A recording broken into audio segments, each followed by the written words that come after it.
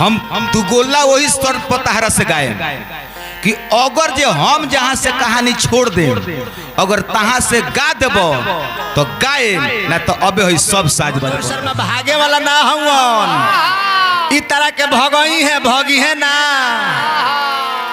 ढेर ऐठ तरनु तो आज ऐठल तहर अच्छा भैया गौर करी हम व्यास किशुन छैला यादव ग्राम पोस्ट हकाम जिला सिवान बिहार आई रउरा सबके बीच प्रसंग हम शुरू करे जा रहल बनी शैलेंद्र बाबू आ इहो प्रसंग अकेले नहीं खे आज के दुगोला बड़ी मजेदार हो खेला बा। आज ये प्रसंग के दुगोला में हमारे गोपालगंज जिला से चल के हमारे भाई श्री मनोज शर्मा जी आयल बड़े तब मनोज शर्मा जी है किशुन छैला के लगे सकान हो जाई नु ध्यान दो महेंद्र बाबा ध्यान दे के सुन कहानी वही से बा विदर्भ देश जहवा कुंडिलपुर राज रहे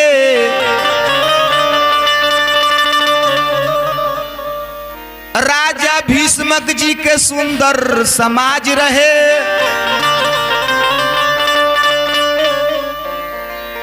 कहीं चोरी हो खतना रहे सेना पर ऐसन नाज रहे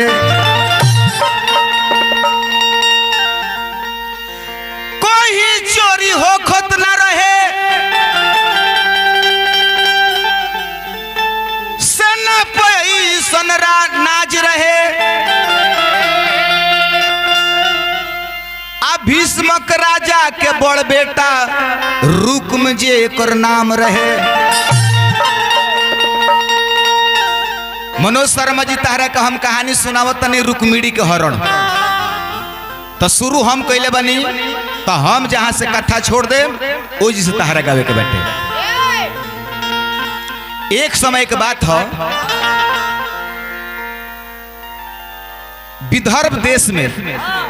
विदर्भ देश में कुंडिलपुर नाम के एगो ग्राम रहे आ ओही ग्राम में भीष्मक नाम के राजा रहले आ ओही भीष्मक नाम के 5 गो बेटा आ एगो बेटी जेकर नाम रहे रुक्मिणी ओही रुक्मिणी के हरण के कथा तारे को हम सुनाओ तनी आंख मत मुलकाव देखी गाल पर हाथ धइले बड़ रुक्मिणी भीष्मक राजा के लड़की रहली आ जब सियान भइली तो भीष्मक राजा के दरबार में कवि लोग जाओ तो कविता के भाव में भगवान कृष्ण के बड़ाई करे इहे कुल सुनते सुनते सुनते इहे रुक्मिणी के प्रेम भगवान कृष्ण से हो गई। ध्यान दियो हम मनोज शर्मा हमरो तहरा से प्रेम हो गइल बा कैसे प्रेम होता ई कोनो जरूरी नहीं है कि लड़के लड़की से प्रेम होला कबो कबो ऐसा होला कि तारा से एक दिन हम ना बतेली तो खाना ना खाइले आज सुन लो आज एक कहानिया में के जवाब न देबो आज तारा का खाना ना खाए हम बुझली कि नारद के जुबानी आ रुक्मिणी सुनली कृष्ण कहानी प्रेम दीवानी हो गईली कि प्रेम दीवानी हो गई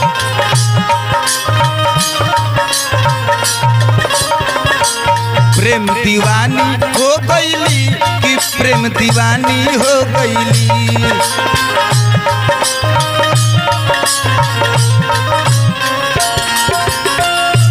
हाय रे समय एगो ओ बड़ा के समय रहे कि केहू के बारे में कुछ सुन के आलोक के प्रेम हो जाओ एगो आजकल कहे मोबाइल चलल बा कि लगही 5 आदमी बैठल बड़े शौकत भाई महेंद्र बाबा लगही 5 आदमी बैठल बड़े आ केहू केहू से नहीं के बतियावत देखी कैसन समय आ गई प्रेम पुजारी हो गईली कृष्ण दीवानी हो गईली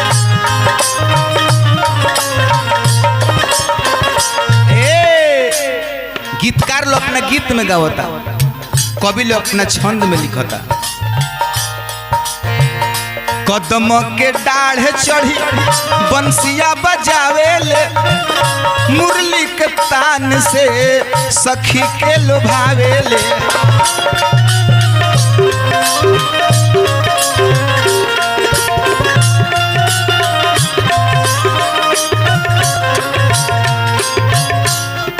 मन में पतीली हली चूर तमन में पतीली हली चून स्वर में भरली हली धूप। प्रेम दीवानी हो गईली प्रेम दीवानी हो गई।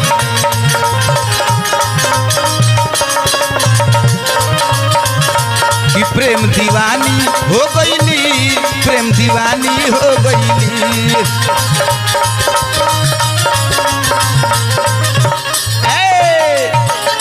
भगवान कृष्ण के लीला सुन के और रुक्मिणी के प्रेम भगवान कृष्ण से लाग गई। कृष्ण के गाथा सुन के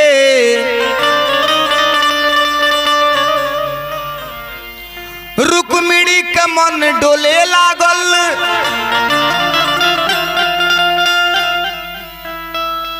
मन मूरत बिना सूरत देखले प्रेम करेला दिलवा बोले लागल।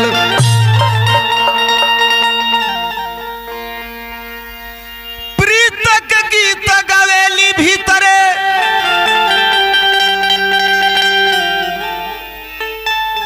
मधु मिश्री जस घोले लागल।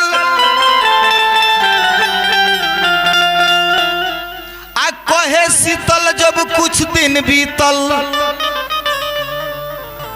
तो दिल के बतिया बोले लागल। यही गान करत करत कुछ दिन बीतल।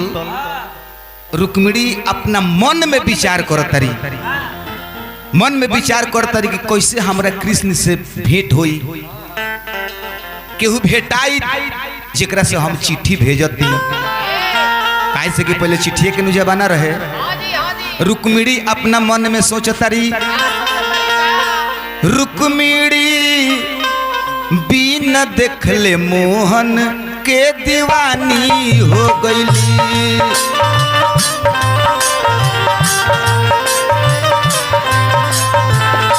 रुक्मिणी बिन देखले मोहन के दीवानी हो गईली।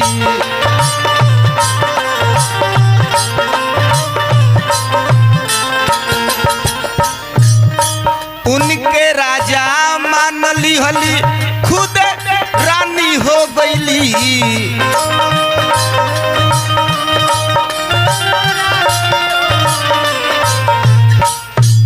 देखो मनोज शर्मा जी कहानी में के गीत किंगन गावल जाला। ध्यान दे के सुनो। ऐठा जन ऐठा कम तनी ऐठा भाई हमार। हाँ दम सीधा रह टाइट कि सुन छैला से तू बोल लगाओ के बात एकदम टाइट। सुना तनु हमार बतिया कौना गीत में भाषण के इंगन दहल जाला। अरे किसु छैला सब ढेर सीखे के मिली ढेर सीखे के मिली। अब ने कहानियां में सिखावत नहीं। उनके राजा मान ली हली खुद रानी हो गईली।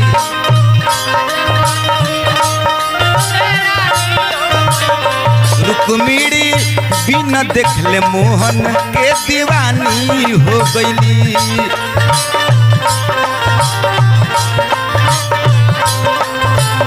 रुक्मिणी बिन देखले मोहन के दीवानी हो गईली।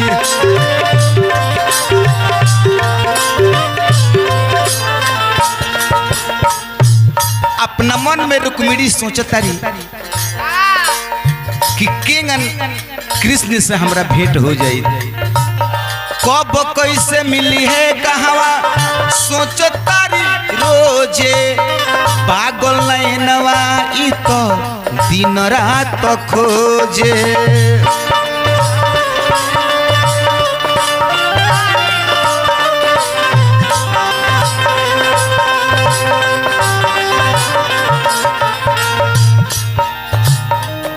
बनली प्रेम के पुजारी अमर कहानी हो गई।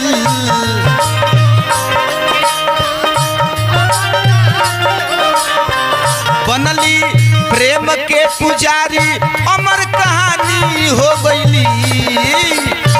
महेंद्र बाबा तो रुक्मिणी अरे बिन देखले मोहन के दीवानी हो गईली। रुक्मिणी बिन देखले मोहन के दीवानी हो गईली।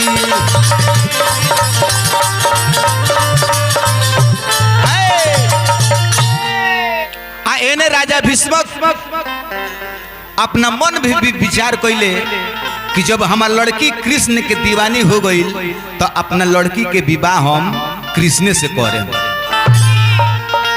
आ तब तक ले के सुनल रुक्मिणी के भाई रहे रुक्मी, वो कहे उसकी पिताजी पहले हमार बात सुन ली, रौरा जहाँ कहे आ रुक्मिणी जहाँ कहे तहाँ उनकर बियाह ना हुई।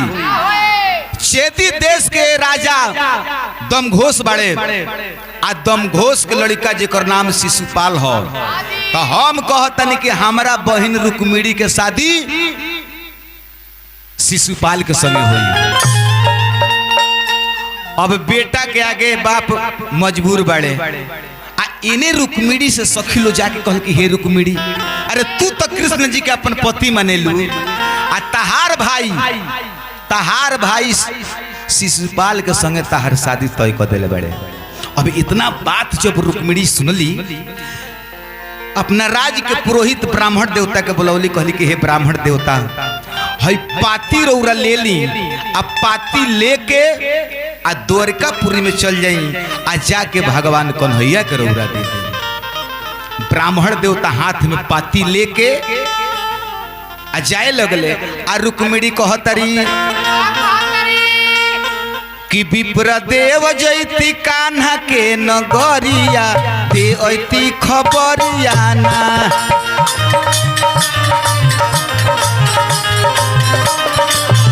विप्र देव जैती कान्हा के नगरिया दी खबरिया ना।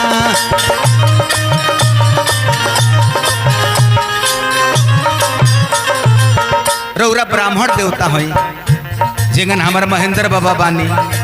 महेंद्र बाबा हमरा मनोज शर्मा जी के नाल बाधक हई, लेकिन कहियो मनोज शर्मा जी से महेंद्र बाबा से ना पटेला।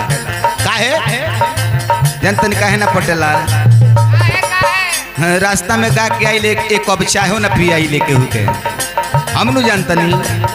बाप रे सिवान में यहाँ लोग नहीं है पूरा खर्चा के मारे सब कर का शौकत भाई देहलाल कदन है किनारे बोलो के तो किसुन छाला खर्चेलू बिया समन। हे मनोज शर्मा जी रोज कथा सुन सुन के पति मान लिहली उनके। रोज कथा सुन सुन के पति मान लिहली उनके।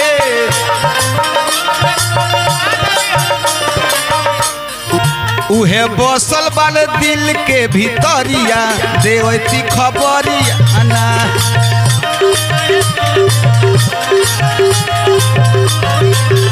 उहे बसल वाले दिल के भीतरिया देवती खबरिया ना।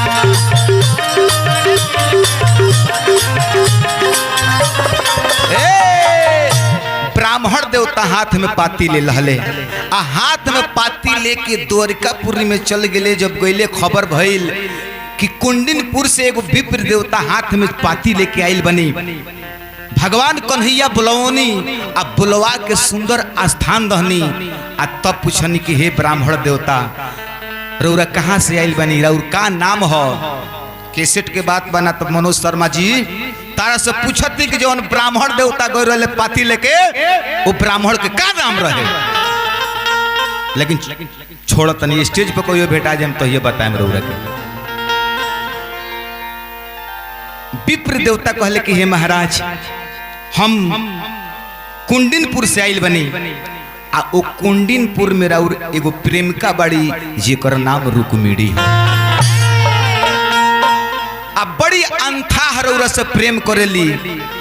आ बकिया हम का कहीं है तो चिट्ठी ली आइले बनी अब रौरा पढ़ ली। कृष्ण भगवान वो पाती के पढ़े लगनी आ तब ब्राह्मण देवता से पूछतन कि हे ब्राह्मण देवता कि कौन गुनावा सुनले अरे बाड़ी हमारा बारे में कि पति चुनली कुवार में ना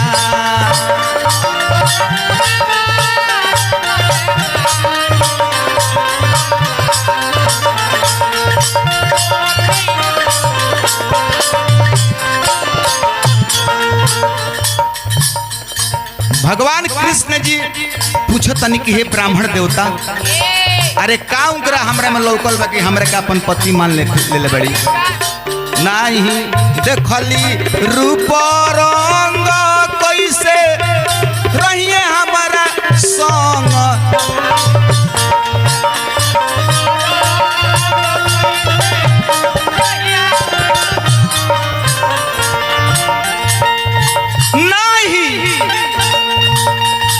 देखली रूप रंग कैसे रहिए हमारा संग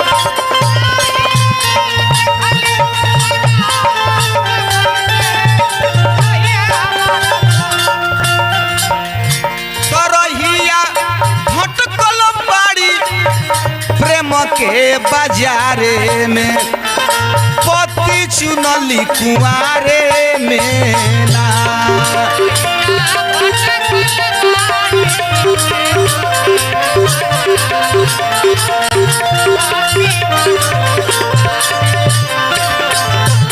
शीतल लिखल गीतिया जोर घरवा बिरवट नदी के कोरत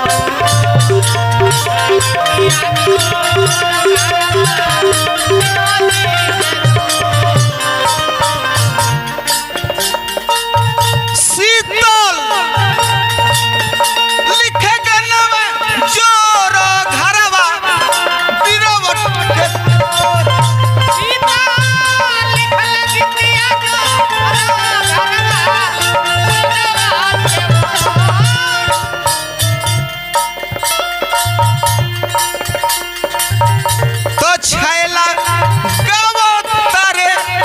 घरवा बिहारे में पति चुनली कुआरे में ना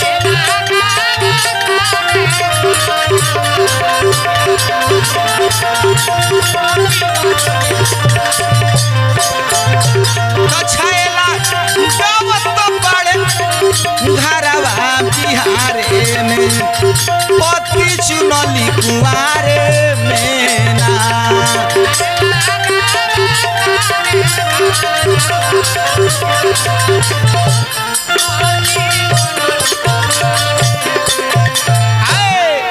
ब्राह्मण देवता कहनी कि महाराज यदि पाती हम ले आइल बनी पाती रोरा पढ़ के समझ जाई भगवान कन्हैया पाती पढ़लहनी आ पाती पढ़ के कहनी कि हे विप्र देवता रोरा जाई वो पतिया में रुक्मिणी लिखले रहली कि हमरा मर्जी के खिलाफ हमार भाई शिशुपाल के संग शादी हमर तय कर दिले बड़े आ रौरा को हम पति मान गइल बनी आ बरात भी हमरा दरवाजा पर आवेला बा अगर जे रौरा हमरा दरवाजा पर ना आए आ हमरा के लिया के ना जाए तो हम जहर खा के मर जाए अब एकर विचार रौरा करेम अगर हमरा के मुआवे के होई तो रौरा ना आए आ जियावे के होई तो रौरा चल आए हमार कथा यही जी रहता कि भगवान कृष्ण जी केंगनिया रुक्मिणी के लिए आवे के खातिर जात रहे मनोज शर्मा जी मनोज शर्मा जी आवे के बाद जहां से हम कथा छोड़तनी है सारा पब्लिक के सुनावे 16 बरिस के बाद ई प्रोग्राम 16 बरिस से बनत रहलो कोनो ना कोनो विघ्न बाधा आवत रहलो हमरा कहीं कहत रहे कि भाग जात रहे हैं हम सोचने कि आज वो भाग जाई हैं अरे भागब ना गाना बजाना केना होला कथा केना कहानी कैसे होला एकरा के तनी सीखो जानो बुझो आ तब हे शर्मा जी से जूझो रुक्मिणी हरण गौले बाड़ो कथा कहाँ ले पहुंचल बा तो बाबा चिट्ठी लेके हाँ जी द्वारिकापुरी में पहुंच गई बड़ा। पहुँच गल बानी।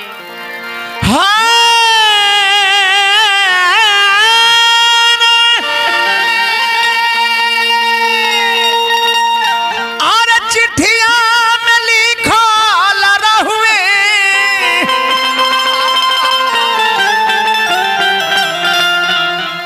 ओई हई कन्हैया मोरी बतिया सुन के। ये बना रही शर्मा जी बना रही। पाती में लिखल बा कि हे कान्हा हमार भाई रुक हमार शादी हमरा मर्जी के खिलाफ तय कर देले बा। शिशुपाल बरात लेके आ रहल बा आ यदि ना अइबो तो अपन प्राण त्याग देब। ऐसे हमार चिट्ठी पढ़ के हे कान्हा तू यथाशीघ्र द्वारिका में पहुंच जा। चिट्ठी मिलल कान्हा जी के मंद मंद मुस्कुराइले और चिट्ठी पढ़ के कृष्ण कन्हैया अरे बाबा के समझैले कहले कि हे बाबा अब रउरा चली आ हम रुक्मिणी के पुकार सुन के आ यथाशीघ्र आवे के प्रयास करता बाबा के भेजा तारे। बाबा के भेज के आ भगवान कन्हैया अपने दारुक नाम के सारथी रहले कहले कि ये दारुक रथ ले आवो हमरा कुंडलपुर चले के बा। ए बाबू हाँ जी दारुक रथ लेके आइल बाड़े तो सवार हो गईले हो सवार हो गईले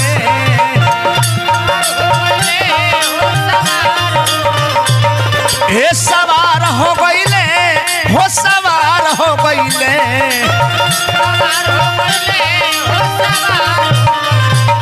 कान्हा वही बेरा रथ पर सवार हो गईले कान्हा वही बेरा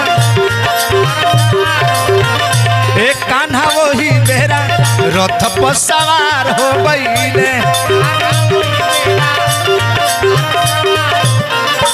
हे बाबुआ भगवान कन्हैया कुंडलपुर खातिर प्रस्थान करता है। कैसे कैसे कहे बेदावा पुराण कान्हा कोइले प्रस्थान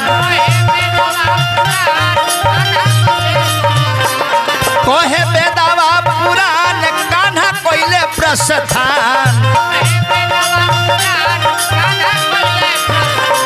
कान्हा कुंडलपुर खातिर उस सवार हो गईले।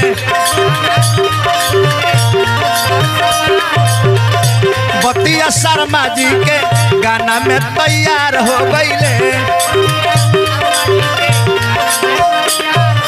ए बाबुआ रथ पर सवार होके भगवान कन्हैया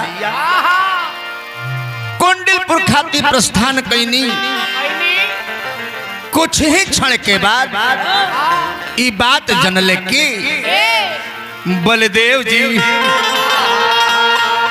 यादव लोग के सेना सजावे लगले। मन में शंका हो गई कि का हमारे कृष्ण कहीं लड़ाई करे तो नहीं खन चल देले का कोनो दुश्मन प्रहार तो ना कर दी। ए बबुआ तो क्षण ही में यादव लोग के सेना सजा गईले। क्षण ही में यादव लोग के सेना सजा गईले। क्षण ही में यादव लोग के सेना सजा गईले। क्षण ही में यादव लोग के सेना सजा गईले। शर्मा मनोजवा के गाना में लिखा गईले। शर्मा मनोज जी के गाना में लिखा गईले। कि सुन छैला जी, एने रुक्मिणी कुंडलपुर में कान्हा के इंतजार करता रही, मन में सोचता रही कि सुनले बानी अंतर जामी,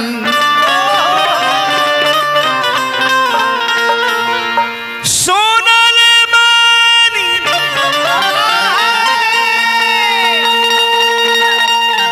अंतर जामी, अरे हवाई कौन हैया जी विपत्ति में का दूं, आवेलो राम। विवाह से एक दिन पहले शिशुपाल बारात लेके पहुंचता। बारात पहुंचे के पहले राजा भीष्मक के कुल के नियम बा, लड़की लोग विवाह के दिने मंदिर में जाला गिरजा पूजन करे खातिर, उमा पूजन करे खातिर सखी लोग के साथ में रुक्मिणी मंदिर में अवतारी, साथ में 10,000 सेना बा, पूजा करता रही गिरजा जी के। अब मन में चाहत कृष्ण के बा कि कान्हा कब ले आई है, अरे मनवा में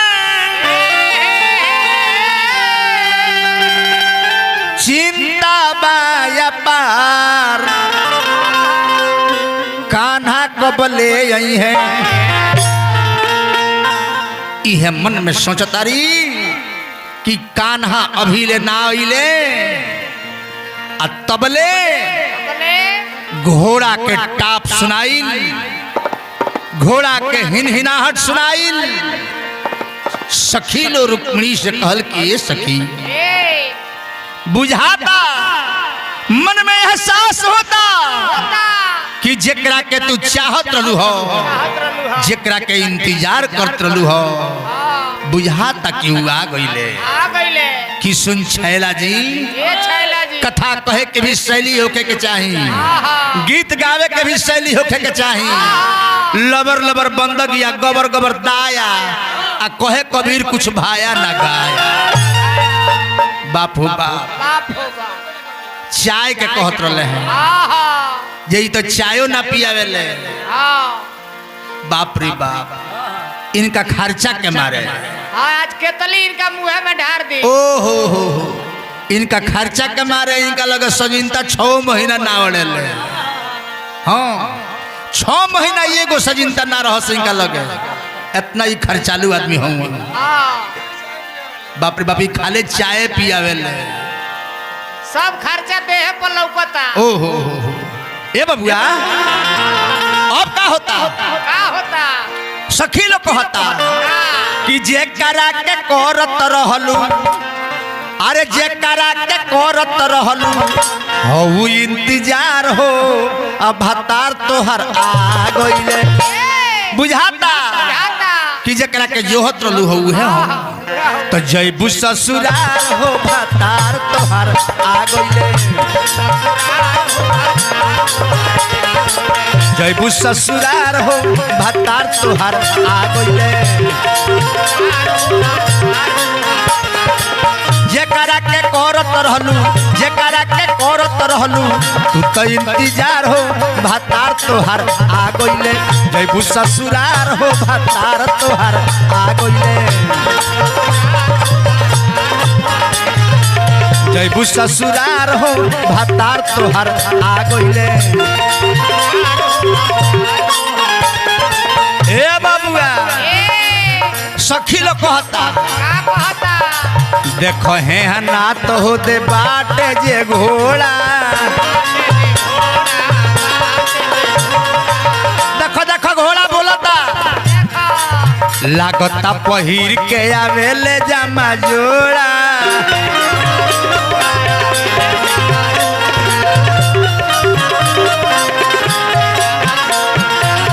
जेकरा के देखो हे नात हो दे बाटे जे घोड़ा लागता पहिर के आवेले जामा जोड़ा जेकरा के अरे जेकरा खातिर दिल ताहार जेकरा खातिर दिल ताहार रोल बेकरार हो भतार तोहार आ गइले जैबू ससुरार हो भतार तोहार आ गइले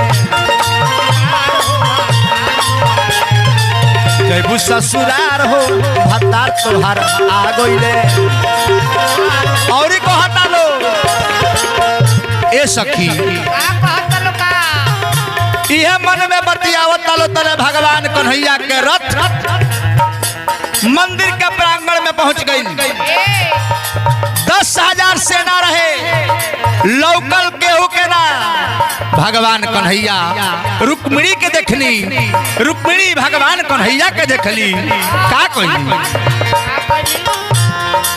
राथावा के दिहले कान्हा वही जा बिलमाई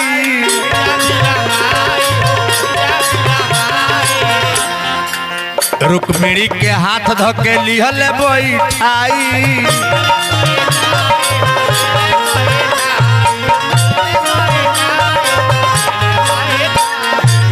रथावा के दिहल कान्हा वही जा बिलमाई रुक्मिणी के हाथ धके लिहल बैठाई अरे बात पता लागल सुनलस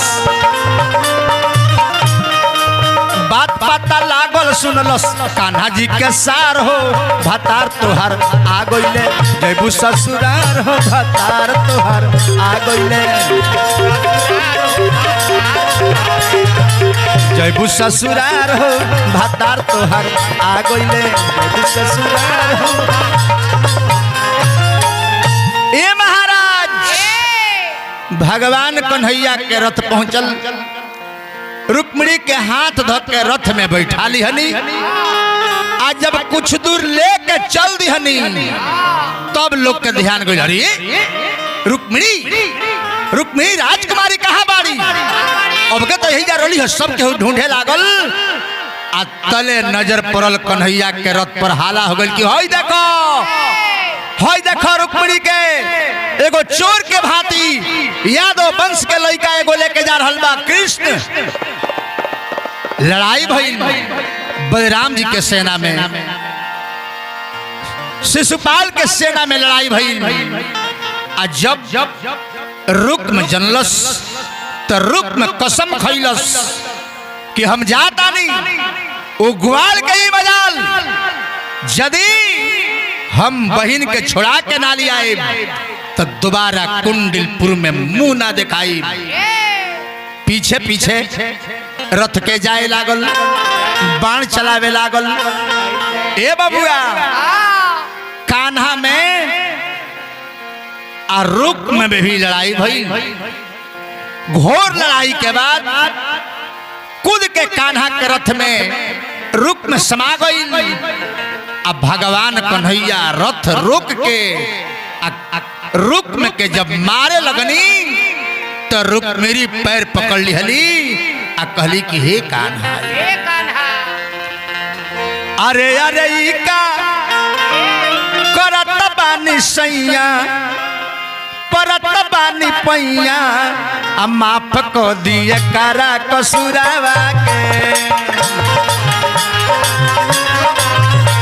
अरे माफ को दी एकरा कसुरावा के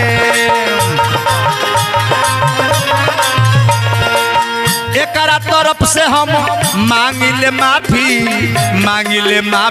राजा मांगिले माफी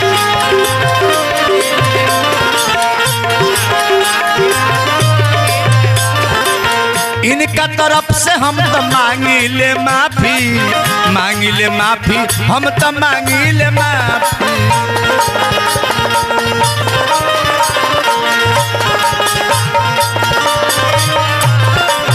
अरे अरे ई का करत बानी सैया परत बानी पैया माफ कर दी इनका कसुरावा के हाँ माफ कर दी इनका कसुरावा के